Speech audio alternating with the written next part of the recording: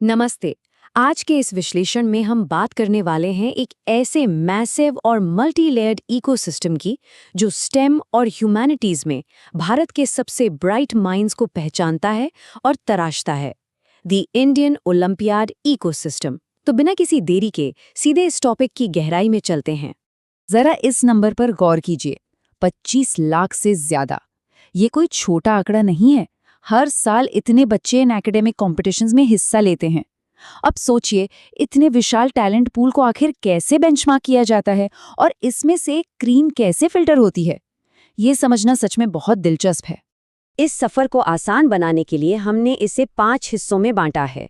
हम शुरुआत करेंगे द ड्यूअल ओलंपियाड आर्किटेक्चर से, फिर जाएंगे कंसेप्चुअल मास्टरी के रास्तों पर, उसके बाद डिजिटल और स्टेम फ्रंटियर, फिर समझेंगे इसकी प्रिपरेशन का इकोसिस्टम और आखिर में देखेंगे इसके आउटकम्स और ग्लोबल रिकॉग्निशन। सबसे पहले आते हैं हमारे पहले पड़ाव पर, द ड्यूअल ओलंपियाड आर्किटेक्चर। देखिए, पूरा लैंडस्केप मूल रूप से 2 ओवरलैपिंग स्फीयर्स में बना हुआ है, एक नेशनल ट्रैक और एक मास पार्टिसिपेशन फाउंडेशन ट्रैक। लेकिन आगे बढ़ने से पहले एक कोर कॉन्सेप्ट को समझना बहुत जरूरी है। वो है HOTS, यानी हायर ऑर्डर थिंकिंग स्किल्स। यहाँ रोट मेमोराइजेशन यानी रटने का कोई काम नहीं है। असली खेल है थ्योरेटिकल नॉलेज को कॉम्प्लेक्स नॉन रूटीन प्रॉब्लम्स पर अप्लाई करने का। स्कूल के ट्रेडिशनल एग्जाम्स से निकलकर ओलंपियाड लेवल तक आने के लिए दिमाग का ये इंटेलेक्चुअल शिफ्ट सबसे बड़ा गेम चेंजर है। अब अगर इन दोनों ट्रैक्स को कंपेयर करें तो डिफरेंस बिल्कुल क्लियर है। एक तरफ है हमारा एलीट नेशनल ट्रैक, जिसे HPCSC और IAPT कंडक्ट करते हैं। इसका मेन मकसद है ग्लोबल लेवल पर भारत को रिप्रेजेंट करना। इसकी कम्प्लेक्सिटी बेहद हाई होती है और ये पूरे 5 स्टेजेस का लंबा सफर है। वहीं दूसरी तरफ SOF या सिल्वर जोन जैसे प्राइवेट ट्रैक्स हैं, जो मास बेंचमार्किंग पर फोकस करते हैं। ये काफ़ी एक्सेसिबल होते हैं और इनमें सिर्फ 1 से 3 लेवल्स तक ही होते हैं। चलिए अब बढ़ते हैं अपने दूसरे हिस्से पर, pathways to conceptual mastery.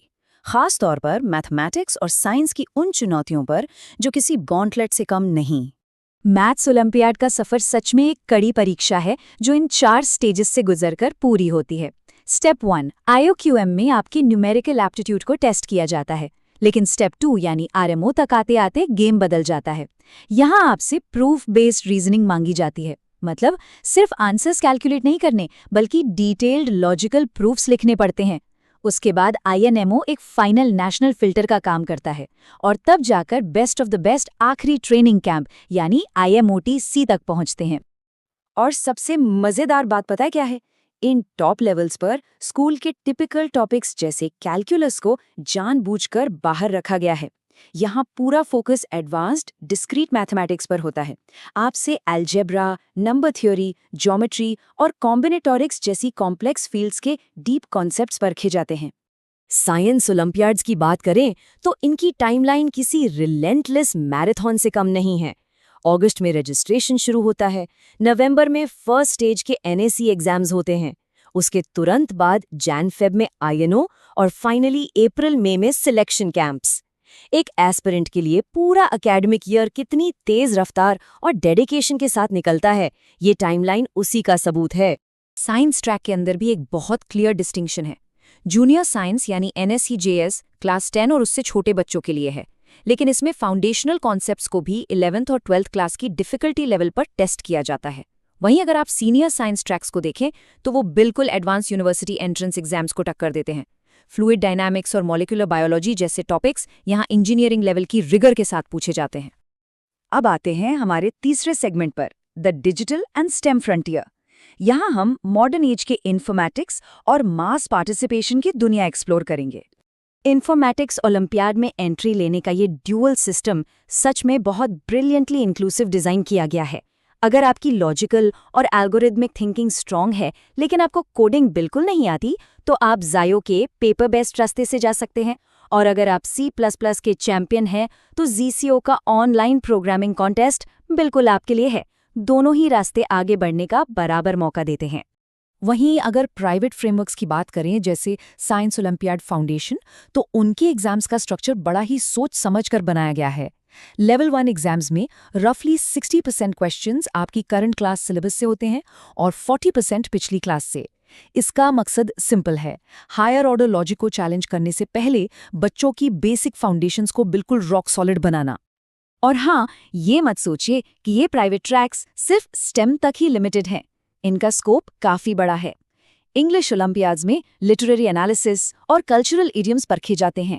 Cyber और जनरल नॉलेज में आईटी फंडामेंटल्स, करंट अफेयर्स और प्रैक्टिकली जिंदगी से जुड़ी हुई लाइफ स्किल्स की टेस्टिंग होती है। तो अब सवाल आता है तैयारी का। आते हैं चौथे हिस्से पर, द प्रिपरेशन इकोसिस्टम। आखिर इन ग्रूलिंग एग्जाम्स के लिए लोग प्रिपेयर कैसे करते हैं? इन एग्जाम्स को क्रैक करने के लिए सबसे पहले अपना माइंडसेट बदलना पड़ता है। किसी थ्योरम में सिर्फ क्या हो रहा है ये जानना काफी नहीं, उसके पीछे का क्यों समझना जरूरी है। टेक्स्ट बुक को ब्लाइंडली रटने की जगह जब तक डीप कॉन्सेप्चुअल सिंथेसिस नहीं होता, तब तक मैथमेटिकल और साइंटिफिक टेम्परामेंट डेवलप नहीं हो सकता। इस क्यों को समझने के लिए एक पूरा फिजिकल इंफ्रास्ट्रक्चर खड़ा हो चुका है। खासतौर पर एनसीआर और गाजियाबाद जैसे एरियाज एक स्पेशलाइज्ड रीजनल हब बन गए हैं। एक तरफ आकाश, एलन और नारायणा जैसे जायंट्स हैं, तो दूसरी तरफ फॉक्सब्रेन और क्रेमलिन क्लासेस जैसे स्पेशलाइज्ड बुटीक्स भी। इन सब का एक ही गोल है, एक्सपर्ट फैकल्टी और हाईली रिजल्ट ओरिएंटेड टीचिंग के जरिए स्टूडेंट्स को प्रॉपर्ली शेप करना। लेकिन पिक्चर यहाँ और भी अच्छी होती जा रही है। अब टॉप टियर प्रिपरेशन सिर्फ मेट्रो सिटीज की मोनोपोली नहीं रही। मोबाइल ऐप्स, एडटेक प्लेटफॉर्म्स और लाइव क्लासेस इस एक्सेस को डेमोक्रेटाइज कर रहे हैं। आज हाई क्वालिटी इंस्ट्रक्शन आसानी से टियर 2 और टियर 3 शहरों तक पहुंच रही है। जियोग्राफिक बैरियर्स टूट रहे हैं। अब आते हैं अपने आखिरी और शायद सबसे इंपॉर्टेंट सेगमेंट पर, आउटकम्स एंड ग्लोबल रिकॉग्निशन। आखिर इस पूरे इकोसिस्टम का लॉन्ग टर्म इम्पैक्ट क्या होता है? एग्जाम हॉल के बाहर सबसे पहला टैंजिबल बेनिफिट तो एकेडमिक रिवॉर्ड्स में दिखता है।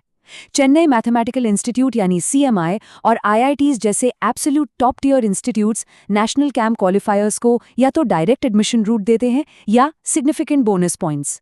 ये दिखाता है कि ऐसी high level proof based training की इन एलीट इंस्टीट्यूट्स की नज़रों में कितनी ज़्यादा वैल्यू है।